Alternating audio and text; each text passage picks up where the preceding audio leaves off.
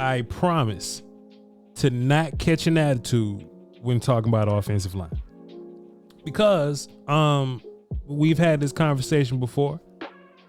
If you tapped into the Voch Lombardi and Brian Broader's We're Doing All Right show, you've heard my take on a lot of these offensive line matters. Haven't given it a grade yet, but you've listened to some of my thoughts and opinions on this thing, right? The biggest question mark with the offensive line, of course, is left tackle and center. I ain't telling y'all nothing you don't know already.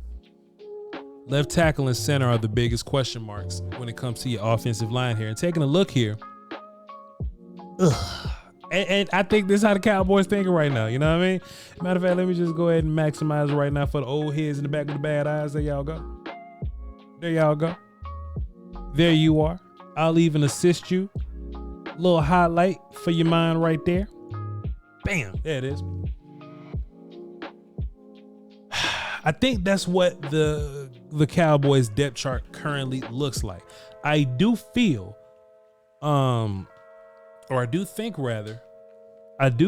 that Cooper Beebe is going to be given an opportunity. I don't think this is just going to be a situation where I don't care how good you are, Brock Hoffman is our guy. I don't think it's going to be one of those situations.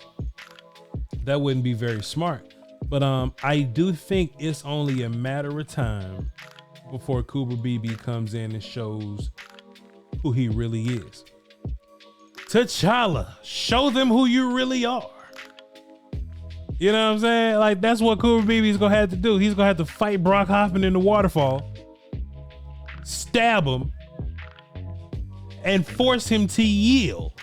Tell him that his people need him, okay? Your people need you, Brock Hoffman. And just be a really good backup, man. That's what I'm hearing with my ears, not from anybody in the building. Just some of the noise that's coming out of the bed. Oh, man, I heard they like Brock Hoffman, man. They love Brock Hoffman. Cool. Somebody love Josh Ball because his ass ain't got cut yet.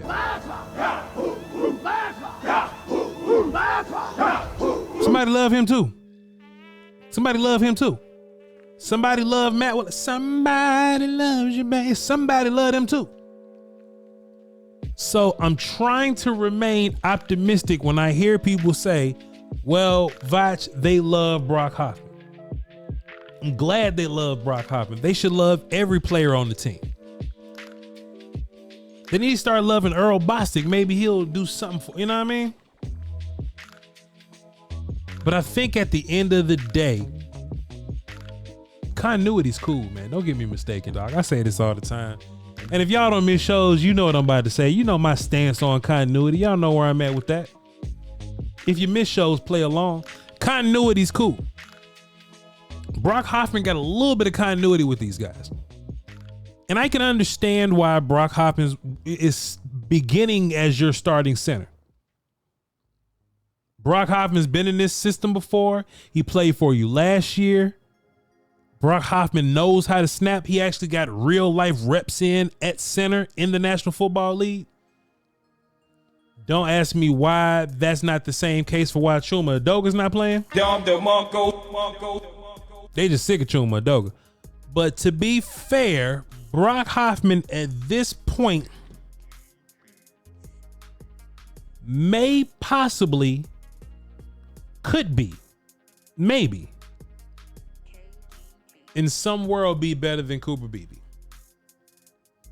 And look, I've been watching the old film. If y'all been on the channel, y'all been watching the old film with me. Y'all been looking at, the old tape, what Brock Hoffman looks like. And y'all looked at Cooper Beebe's college tape. Now, college tape is different than pro tape, so I'm shutting my mouth on this. How long is it going to be before Cooper Beebe just rolls out there and start whooping children? And just start whooping feet? How long is it going to take before Cooper Beebe rolls out in a preseason game? They got the ones on that side. Our backups playing the whole game. That offensive line is going to be composed of Beebe might be at guard or something. Hoffman going to be at center. Maybe Cooper Beebe takes over as center in the second half or something like that. Cooper going to get his reps in. Guyton's definitely going to be there. TJ Barrett's probably be playing left guard or something. That's how life's going to work. Austin Richards need to be playing something.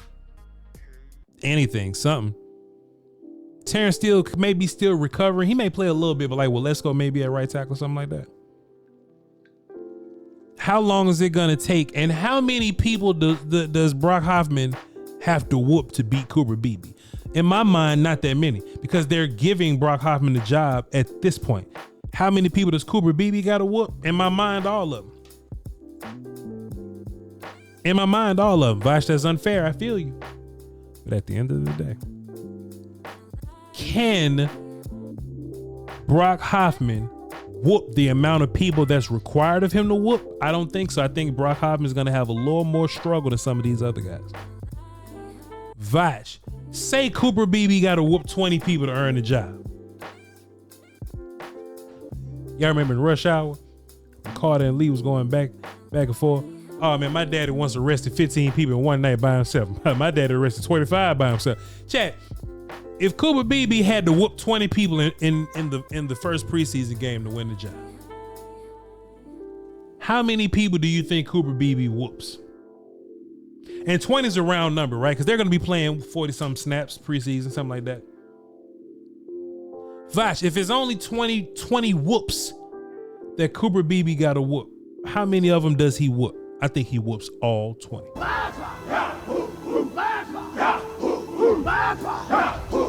Continuity's cool, but better dudes are better. Continuity is cool. I love continuity. You need continuity. I don't know what happened to my voice there. You need continuity. But the only thing that just outpaces continuity every single time is better dudes. So if Brock Hoffman's out there running around, tripping, falling, can't get up, then that's the game. But if Cooper Beebe does what I think he can do and goes out there and start whooping feet, along with Zach Martin, this ain't gonna be preseason, but I'm just talking about what the grand scheme is. The big picture is you want 3 stout, strong dudes in the middle. Brock's tough, man, but he ain't BB strong. He ain't BB strong, dog, but he's tough. He knows the plays, leader guy. I know all the calls and stuff. How long is it going to take for BB to catch up with the mentals? That's the real question. Mind you, all these reasons that we're keeping BB off the field for Brock Hoffman, that don't seem to apply to Tyler Guyton here. And the weird part is if you watch Tyler Guyton film and then you put it up next to Cooper Beebe film and you ask a random person that's not into draft, that never seen these guys before, and ask them, hey, which one of these dudes you think will be ready for the league day one? They're going to look at Beebe. That's not my opinion. Watch the film. Beebe has a higher floor than Tyler Guyton right now. So the idea, and I get it, man, Guyton's a first round pick, man, but he's ceiling guy. Guyton's projection guy. I understand. So if we're looking at this world where Tyler Guyton is a projection and BB is pretty much more figured out, more well-rounded, that bread's a little more baked. It is ridiculous to assume that that they don't think the same thing about Tyler Guyton, but Tyler Guyton's playing because first round pick. Chuma Edoga played more games than Brock Hoffman last year. And to be fair, I think Chuma Edoga played better than Brock Hoffman.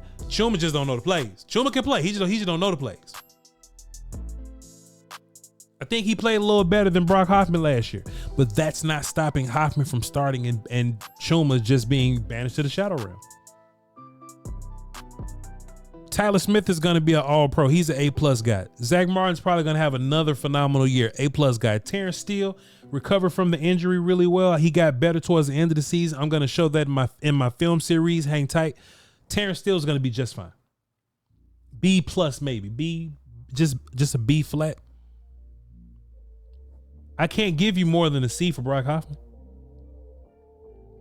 We don't know what Tyler Guyton is, so I can't give him more than a C. Luckily for the Cowboys, I think they have really good depth, though.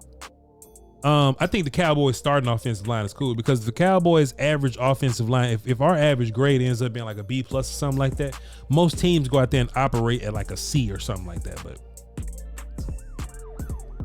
Chuma Edoga, solid backup. TJ Bass, solid backup.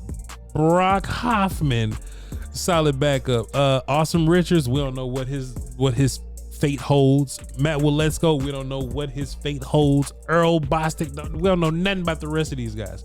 But if we had to look at a top 9 for the Dallas Cowboys versus other people's top 9, I would say that the Cowboys have a pretty cool roster, a pretty favorable roster in the way of they're ready to go right now with starters and backups. I just hope they don't piss me off with this whole center situation.